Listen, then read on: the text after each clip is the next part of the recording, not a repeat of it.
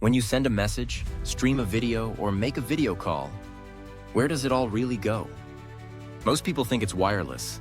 That data floats invisibly through the air, bouncing off satellites orbiting Earth. But the truth is far stranger. Your internet travels along massive cables, lying silently on the dark, cold floor of our oceans. This is the story of the internet's secret underwater highway.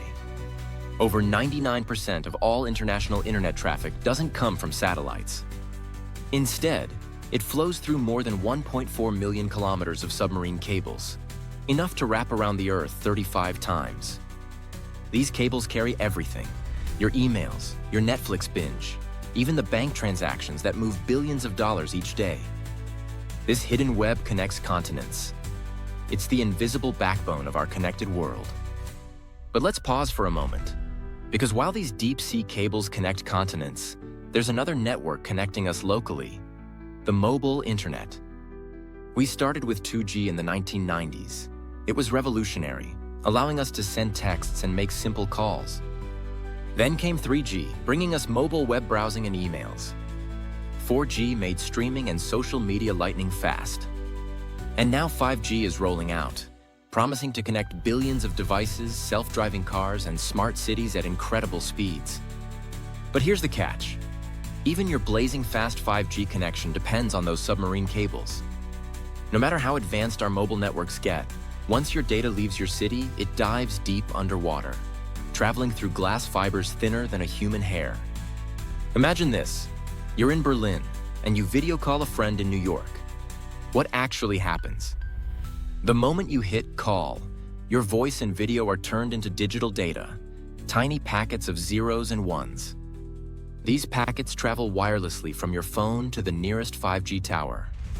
From there, they're routed through a maze of local servers and internet exchange points. Then, the real journey begins.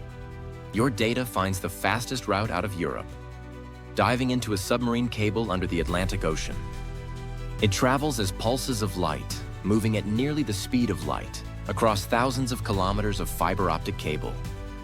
When it surfaces in the United States, it's handed off to local networks, finally reaching your friend's phone in New York. All of this happens in milliseconds, so fast that the conversation feels instant. But this isn't new. The story begins in 1858, when the first transatlantic telegraph cable connected Europe and America. Messages that once took weeks by ship could now cross oceans in minutes. Those early cables were fragile, often breaking in the deep sea, but they sparked a revolution. Fast forward to today.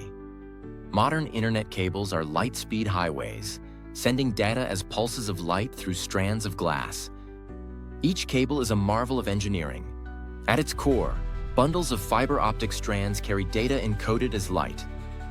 Around them are layers of protective materials, steel wires, waterproofing, and thick insulation, designed to survive crushing ocean pressures and decades underwater.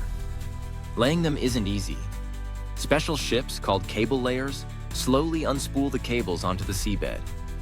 They carefully avoid underwater mountains, trenches, and even shipwrecks.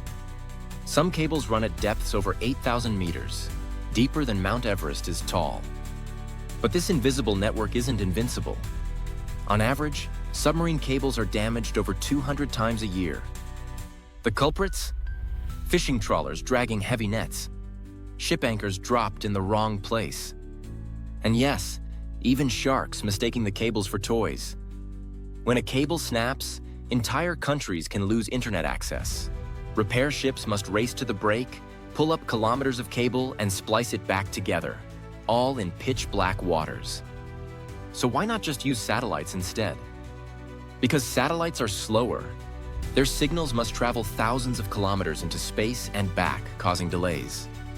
Submarine cables offer lower latency, higher speeds, and massive bandwidth, handling the sheer volume of global data we consume every second. Here's a question. Who owns these cables? You might expect governments to control them, but most are owned by private companies.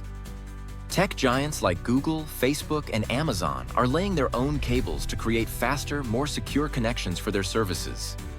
Some of these private cables span entire oceans, connecting continents directly. It's the internet, but it's also big business. Because these cables cluster in certain choke points, like the Suez Canal and the South China Sea, they're vulnerable. A few strategic cuts could cripple entire nations. Cybersecurity experts warn about sabotage and even state-sponsored attacks.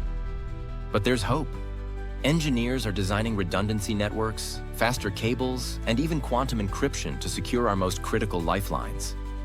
The next generation of cables could be smarter and safer than ever. So next time you send a text, stream a movie, or video call someone across the world, remember, your data didn't fly through the clouds. It traveled thousands of kilometers through a silent network of cables deep beneath the waves. The internet's secret underwater highway. If you enjoyed this journey, subscribe to Simply Explained with Rayen for more hidden stories behind the everyday technology we take for granted.